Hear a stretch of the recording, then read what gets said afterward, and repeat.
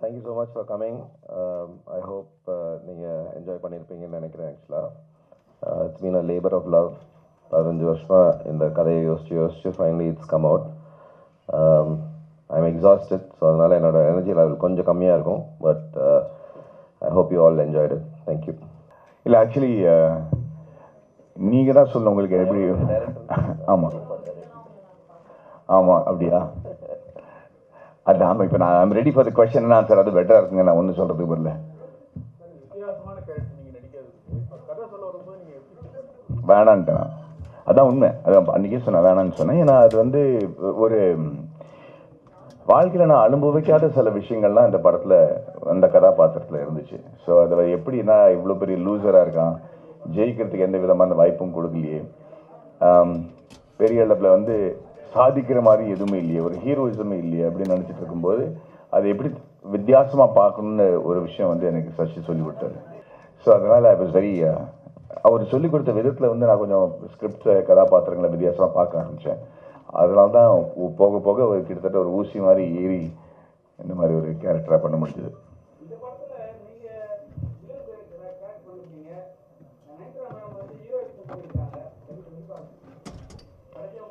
இந்த படத்தில் கதையே அதுதானே, யார் ஹீரோ யார் வில்லன், நீங்கள் எடுக்கிற முடிவு, சுயநல சந்தர்ப்பம் எல்லாத்துலேயும் வந்து நீங்கள் எப்படி டெசிஷன் எடுக்கிறீங்க அதுதான் முடிவு பண்ணுது. ஒருத்தருக்கு ஹீரோவாக இருக்கிறவங்க ஒருத்தருக்கு வில்லனாக இருப்பாங்க. அதே சமயத்தில் ஒருத்தருக்கு வில்லனாக இருக்கிறவங்க சில பேருக்கு நல்லவராக தெரிவாங்க. அதான் இந்த படத்தோட கதை, அந்த கடத்தோட அருமையை.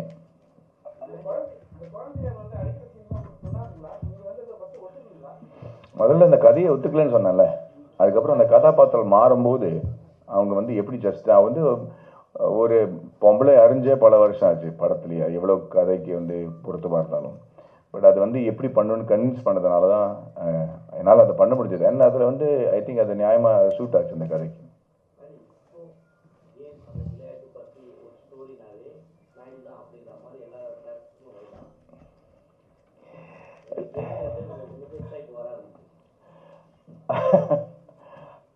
I don't know.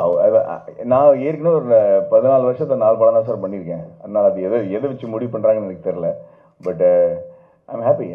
என்னை பற்றி யோசிச்சாலே பெரிய விஷயம் எனக்கு. நல்லது. ஒரு நிமிஷங்க.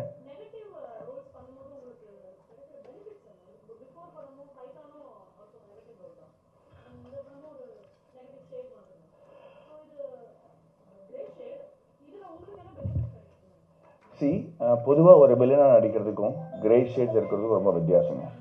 ஏன்னா பொதுவாக ஒரு வில்லனா வந்து நான் செய்கிற செயல்லாம் தப்பான செயல், நான் வந்து நகை கடிச்சு அடிக்கிறது, தேவையில்லாத நெகட்டிவ் திங்ஸ் சொசைட்டியில் பண்ணுறது வந்து ஒரு வில்லன். அது வேற. ஒரு கதாபாத்திரத்தில் இறங்கி சமுதாயத்துக்கு விரோதமாக செய்கிற சில விஷயங்கள் வந்து ஒரு நெகட்டிவ் கேரக்டர் ஆகும்போது அது வந்து ஒரு நடிகனுக்கு வந்து சேலஞ்சான விஷயம் தான். ஸோ ஒரு சாக்லேட் பாய் அப்படின்னு சொல்லிட்டு இருக்கும்போது இப்போ திடீர்னு ஒரு ப்ரொஃபஸர் இல்லாட்டா ஒரு சயின்டிஸ்ட் இல்லாட்டா ஒரு நெகட்டிவ் ஷேட் அப்படிங்கிற பல வித்தியாசமாக நவரசனங்களும் நம்ம பண்ண முடியுமா அப்படிங்கிற ஒரு சேலஞ்ச் எடுத்துக்கிட்டு தான் அந்த மாதிரி கேரக்டர்ஸ் நம்ம ஒத்துக்கிறோம். இது ஆக்சுவலி ரொம்ப முன்னாடியே வர வேண்டிய படம். பட்டு அதான் சொன்னேன், எல்லாமே சேர்ந்து இந்த வருஷம் வருது. ஸோ அடிக்கடி நம்ம வந்து சந்திக்கிறதுக்கு ஒரு சந்தர்ப்பம் கிடைக்க போகுது இந்த வருஷத்தில். பட் அகெயின் இட்ஸ் நாட் நான் நெகட்டிவாக பண்ணணும் இல்லை நான் ஹீரோவாக நடிக்கணும் அது மாதிரி இல்லை. ஒரு கதை நம்ம கேட்டோன்னா உடனே இந்த கதையை சொன்னால் நல்லாயிருக்கும், நான் சொன்னால் நல்லாயிருக்கும் அப்படிங்கிற ஒரு ஃபீலிங் வரதுனால தான் நம்ம ஒத்துக்கிறோம். சில சமயம் இட்ஸ் நெகட்டிவ் சைட், சில சமயம் இட்ஸ் சயின்டிஸ்ட், சில சமயம் இட்ஸ் பயோபிக்.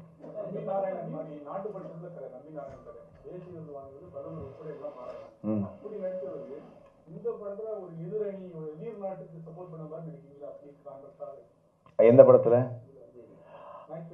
மேட்ச்? ஆமாம். தட்ஸ் த சேலஞ்ச் இல்லையா? அந்த மாதிரி ஆள் இதையும் பண்ண முடியுமா அப்படிங்கிறது கன்வின்சிங்காக இருக்கா இல்லையாங்கிறத நீங்கள் சொல்லணும். நான் பண்ண முடியும்னு நினச்சி தான் பண்ணேன். அண்ட் ஐ திங்க் ஒரு நடிகனை மட்டும் தான் பார்க்கணும். வேறு நான் வந்து I'm not a Guru, I'm just ஒரு ஆக்டர் இல்லையா? That's how I should be seen.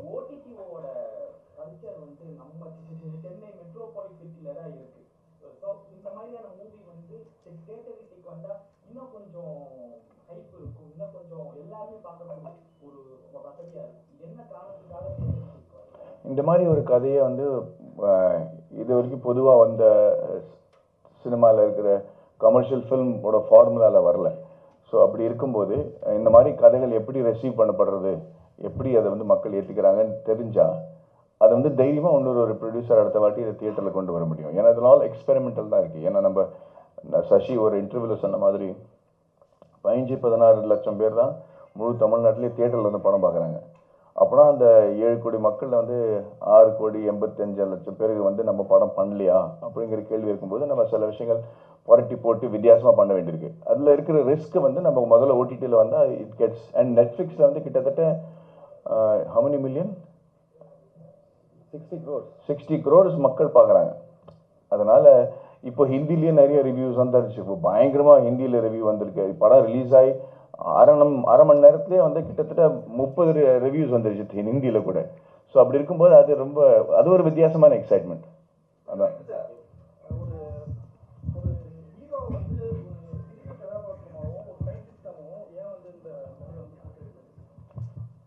இந்த ப்ரீவியஸ் கொஸ்டினுக்கு ஒரு கதையில் ஹீரோன்றது ரொம்ப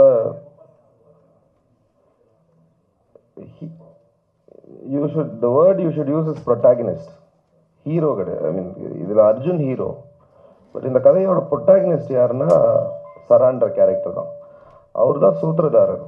அவர் பண்ணுறதுனால தான் கதை மூவ் ஆகுது. ஸோ இட்ஸ் டெக்னிக்லி நம்ம வந்து ஹீரோ வில்லன்ற அந்த கோட்பாடுக்குள்ளே பார்த்தீங்கன்னா அப்படி தெரியும். பட் இந்த படத்தோட ப்ரொட்டாகனிஸ்ட் யாருன்னா அது மாதவன் தான் ஆக்சுவலாக. So he is the central character.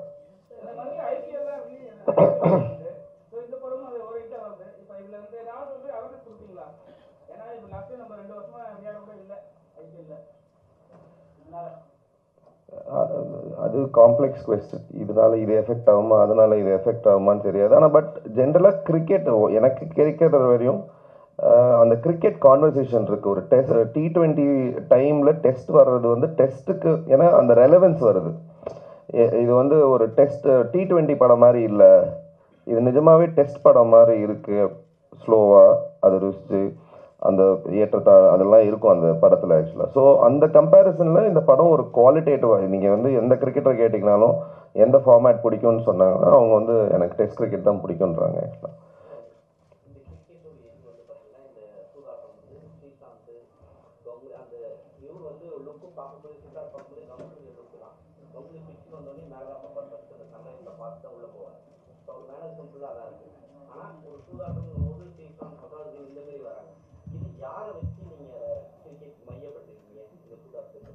இல்லை ஆக்சுவலாக படத்தில் சூதாட்டம்ன்றது வந்து ஒரு பெரிஃபரல் ஐடியா தான். அது வந்து சென்ட்ரல் ஐடியாவோ அது எப்படி நடக்குது யார் இதில் இன்வால்வ்டுன்றது ஐடியா கிடையாது. அது அவங்கனால ஒரு கிரிக்கெட்டருக்கு ஒரு டெஸ்ட் வருது. அந்த டெஸ்ட்டில் அவர் வந்து அந்த அந்த எடை போடணும். அவர் பையன் முக்கியமா இல்லை அந்த கேம் முக்கியமான்ற ஒரு டெஸ்ட் வருது. ஸோ அது வந்து ஒரு ஸ்டார்டிங் பாயிண்ட்டை தவிர அது படத்தோட சென்ட்ரல் ஐடியாவே கிடையாது ஆக்சுவலாக. அண்ட் இந்த கிரிக்கெட்டர் வந்து ஆக்சுவலாக இந்த க்ளோஸாக கவனிச்சிங்கன்னா இந்தியாவில் விளையாடின நிறைய கிரிக்கெட்டர்ஸோட ரெஃபரன்ஸ் வரும்.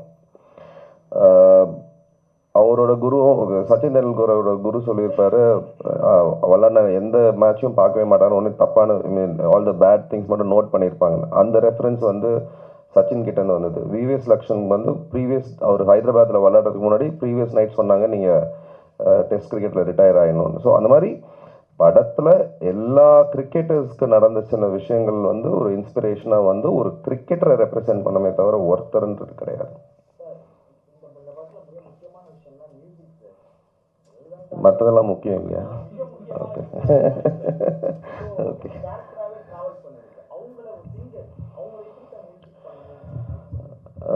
ஆக்சுவலி நாங்கள் 2 பேருமே புதுசு இல்லையா. நான் வந்து அவங்களும் ஆர்கிடெக்ட் ஃபஸ்ட்டு, அதனால தான் எங்களோட கனெக்ஷன். அவங்க வந்து காலேஜில் ஸ்டூடெண்ட்டாக இருக்கும்போது நான் அவங்களுக்கு ப்ரொஃபஸராக இருந்திருக்கேன். ஸோ 2 பேரும் ஆர்கிடெக்சர்லேருந்து ஃபிலிம் இண்டஸ்ட்ரிக்கு வந்து அப்புறம் அவங்க நிறைய பாடல்கள் எங்கள் படத்துக்கு பாடியிருக்காங்க ஆக்சுவலாக. அப்போவே அவங்களுக்கு மியூசிக் நாலேஜ், அவங்க வந்து ஒரு சிங்கரை மீறி ஒரு I think she has the musician in her, she is able to do இட்ன்றது அப்போவே எனக்கு தெரியும். இன்னொன்று என்னென்னா எனக்கு வந்து I needed somebody to experiment. நம்ம யூஸ்வலாக நோட்ஸ் கொடுத்துட்டு இந்த பார்லேருந்து இங்கே பார் வரணும், அந்த ஒரு சீனை ஃபுல்லாக ஃபில் பண்ணணும் அப்படின்றது இல்லாமல் ஒரு மியூசிக்கை ஒரு கேரக்டராக ட்ரீட் பண்ணி, ட்ராமா இருக்கும்போது மியூசிக்கை எடுத்துகிட்டு plot or movement. So there's a lot of structural things we tried. Typical musical treat பண்ணல அது. So I wanted somebody to experiment. So அவங்க நியூயார்க் போயிட்டு 2 வருஷம் படிச்சுட்டு she came, we wanted new sounds. So அந்த மாதிரி ஒரு கொலாபரேட்டிவ் பார்ட்னர் வேணுன்றதுக்காக தான். ஸோ எனக்கு வந்து அவங்க 3 வருஷம் நான் ஃபஸ்ட்டு ஸ்கிரிப்ட் எழுதி முடித்து இதை கண்டிப்பாக பண்ணணும்னு டிசைட் பண்ண உடனே அவங்களுக்கு தான் நான் ஃபஸ்ட்டு ஸ்கிரிப்ட் அனுப்பி, ஆக்சுவலாக ஸ்கிரிப்ட் ஸ்டேஜ்லேயே ஃபுல் படத்துக்கு பேக்ரவுண்ட் ஸ்கோர் பண்ணிட்டோம். அந்த சீனை படித்து வினியூ இதுதான் மூட் ஆஃப் த ஃபில்ம் அப்படின்றது வந்து. ஸோ ஃபர்ஸ்ட் டைம் படத்தோட background score was completed at a scripting stage.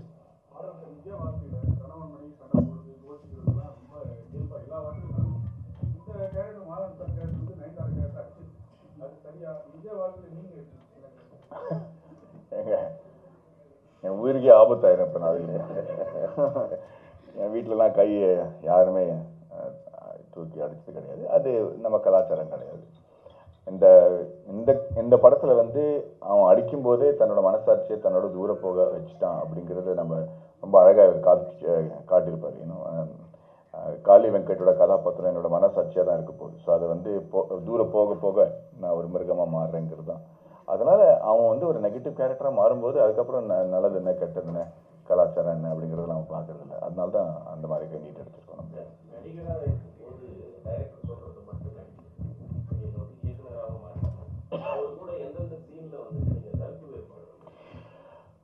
முதல்ல படம் ஸ்டார்ட் பண்ணும்போது தான் வந்துச்சே தவிர அதுக்கப்புறம் நான் வந்து ஒரு அடிமையாக ஒரு நடிகனாக தான் இருந்தேங்க. அதுதான் உண்மை. ஆக்சுவலி ஒரு நடிகனுக்கு அதுதான் இருக்கணும். நம்ம எவ்வளோ எக்ஸ்பீரியன்ஸ் இருந்தாலும் சரி, எவ்வளோ படங்கள் வந்து டைரக்ட் பண்ணாலும் சரி, ஒரு கதை வந்து ஒருத்தரோட விஷனாக தான் இருக்கணும். அதில் பல பேர் வந்து நுழைஞ்சு தன்னோட கருத்தை சொன்னாங்கன்னா கன்ஃபியூஸ் தான் ஆகிடுவாரே தவிர ஐ திங்க் இந்த மாதிரி கதை வந்து சசியோட விஷன் மட்டுமே தான்.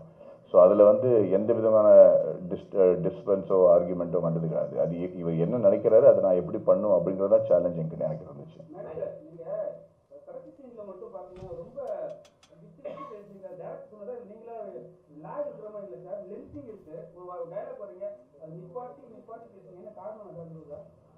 அது ஒரு ஸ்டைலாக வச்சுருந்தேன் நான். ஆமாம் ஆமாம். ஏன்னா அதில் வந்து மனசு வந்து ரொம்ப குழம்பி போன அப்புறம் அது எப்படி பேசுறது, என்ன வார்த்தை வருது அப்படின்னு தெரியாமல் தடுமாறுறது தான். அவங்களோட அவங்க கெமிஸ்ட்ரி ரொம்ப அழகாக இருந்துச்சுன்னு நான் ஃபீல் பண்ணேன். ஏன்னா ரொம்ப அழகான குரல். இது வரைக்கும் அவங்க லைவ் சவுண்ட் பண்ணது கிடையாது. டப்பிங் தான் அவங்களுக்காக பண்ணியிருக்காங்க. அதில் வந்து இவங்க ரொம்ப இயல்பாக நடித்து ஒரு ப்ரொஃபஷனல் லெவலாக வந்து லைவ் சவுண்டில் நடிக்கிறதுக்குன்னு ஒரு திறமை வேணும். அது வந்து எல்லா டயலாகும் மனப்பாடம் தெரிஞ்சு அதுக்கு வந்து மறுபடியும் ரீடேக் பண்ணலாமே தவிர அதுக்கப்புறம் அதை கரெக்ட் பண்ணுறது ரொம்ப கஷ்டம். அண்ட் அதில் வந்து அவங்களோட நம்ம எதிர்பார்த்ததை விட ஃபாஸ்ட்டாக படத்தை முடிச்சு தினம் ஷூட்டிங் முடிஞ்ச அப்புறம் வந்து ஈவினிங்கில் நம்ம 6 மணிக்கு மேலே உட்காந்து ரெகுலர் பண்ணி பேசி I think it was a fabulous. She created a fantastic atmosphere அந்த செட். அது மட்டும் இல்லை அவங்க வீட்டில் எனக்கு தான் சாப்பாடு வரும். ஸோ அது வேறு நான் பயங்கரமாக என்ஜாய் பண்ணேன். So for me it was a wonderful experience.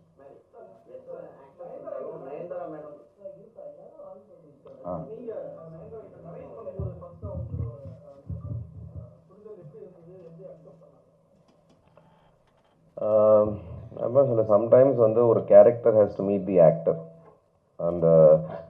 அந்த கேரக்டரோட மனநிலையும் அந்த ஆக்டரோட மனநிலையும் மேட்ச் ஆச்சுன்னா அதோட பெட்டர் இது கிடையாது. ஏன்னா she was in a state, she was trying to have a family. நான் அந்த டைமில் பண்ணும்போது what it is to be a mother, ஒரு அந்த ஸ்பேஸில் இருந்தாங்க. ஸோ அது நேச்சுரலாகவே அந்த மைண்ட் அவங்களுக்கு இருந்துச்சு தட் அதை எப்படி புரிஞ்சுக்கணும் என்ன பண்ணுறதுன்னு. ஸோ நிறைய ஹர் இன்வால்மெண்ட் வாஸ் லாட்ஸ். யூஸ்வலாக அவங்க ஸ்டாராக தான் மோஸ்ட் ஆஃப் த ப்ராஜெக்ட்ஸில் ஷி கம்ஸ் இன். பட் இது வந்து வெரி கிளியர்லி வி செட் வந்து you need to come as an actor. அது ஃபுல் ப்ரிப்பரேஷனோட வருவாங்க. ஷி வாஸ் ஏபிள் டு, அதான் more than anything else வந்து அது வந்து ஒரு நம்ம கிரியேட் பண்ணது ஒரு க்ளவ் தான், கை அவங்களுது. அதை கரெக்டாக வந்து அவங்க ஃபிட் பண்ணிக்கணும் இல்லையா. அதோட ப்ரிப்பரேஷன் வாஸ் எக்ஸலண்ட்.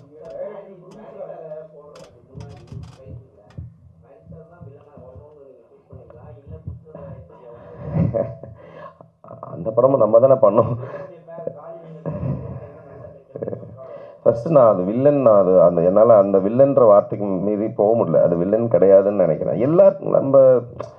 நம்ம வந்து இப்போது அந்த அர்ஜுனோட கேரக்டர் எடுத்துக்கிட்டிங்கன்னா அவனோட பெரிய வில்லன் எப்படி இருக்க முடியும்? இப்போ பையனை கொன்னா பரவாயில்லன்னு சொல்லிட்டு போய் மேட்சை விளையாடுறான். அந்த ஃபேமிலிக்கு அவனோட பெரிய வில்லன் அந்த அம்மாவுக்கு எப்படி இருந்திருக்கும்? அது வந்து நம்ம வந்து அது பெர்ஸ்பெக்டிவ் தானே தவிர ஒரு சுச்சுவேஷனில் ஒருத்தன் வில்லன் ஒருத்தன் இது அவன் சூஸ் பண்ணுற டிசிஷன்னால தான் அது மாறுறான். மாதவனோட கேரக்டர் நீங்கள் க்ளோஸாக நோட் பண்ணிங்கன்னா அது மிஸ் ஆகும். பட் லாஸ்ட்டில் வந்து இதுவரையும் ப்ராஜெக்ட் தான் முக்கியம்னு போயிட்டே இருக்கிறவர் லாஸ்ட்டில் பொண்டாட்டிக்கு ப்ராப்ளம் வரும்போது உனக்கு தேவை நான் தான் நீ இங்கே வான்னு சொல்லிட்டு ஹீ சேவ்ஸ் ஹர். அப்போ ஹீரோ தானே. என் பொண்டாட்டி பரவாயில்லண்ணா. இப்போ குழந்தைய வந்து அந்த கதறலில் தான் இருக்கானே தவிர அவன் ஒன்றும் பண்ணலையே அந்த குழந்தைய. So he saved her. அவங்க பின்னாடி போகிற இது வந்து ஹீ சேவ்ஸ் ஹர். ஸோ அந்த நிலைமையில கூட சரி இதையோ நான் தப்பு பண்ணிட்டேன், என் பொண்டாட்டி தான் எனக்கு முக்கியம் அப்படின்னு சொல்லி ஒரு டிசிஷன் எடுக்கிறது ஹீரோ தானே.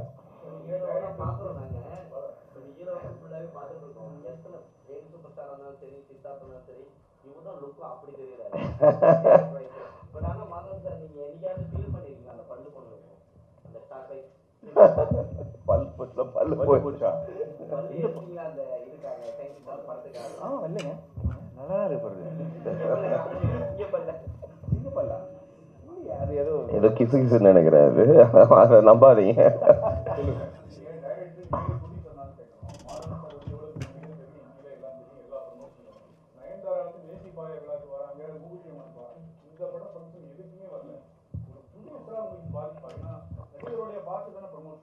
அது ப்ரொடியூசராக வந்து இட்ஸ் ஒன்லி ப்ரிப்பரேஷன். அவங்க வந்து வெரி கிளியர்லி சைன் பண்ண அன்னைக்கு கான்ட்ராக்டில் இருக்குது that she will not be involve in any promotion. So it's நான் எதிர்பார்ப்பு தானே. நான் எதிர்பார்ப்பு அவங்க சாட்டிஸ்ஃபை பண்ணுறாங்களான்றதே தவிர if every thing is spoken இதுதான் என்னோட டேர்ம்ஸு இதுதான் இருக்குன்னா வென் அவங்க வந்து அதை கரெக்டாக மெயின்டைன் பண்ணாங்க. பட் இன்ஃபேக்ட் அது வந்து டெக்னிக்கல். இந்த வாட்டி வந்து 15 நாள் ஒதுக்குனாங்க. என்ன ஆச்சுன்னா அவங்களுக்கு வந்து பர்சனல் ஒரு விஷயம்னால 15 days ஷூட் கேன்சல் ஆச்சு. So she had to catch up with lot of அவங்க ஷூட் இருந்தனால தான். But she wanted to be part of it. But இது ஒரு விஷயம் நடந்ததுனால she was not been able to do. But ஆனால் எனக்கு வந்து எதிர்பார்ப்பு ப்ரொடியூசர் வந்து டே ஒன்லேருந்தே தெரியும் அவங்க இவ்வளோ தான் இன்வால்வாக இருப்பாங்கன்னு சொல்லிட்டு.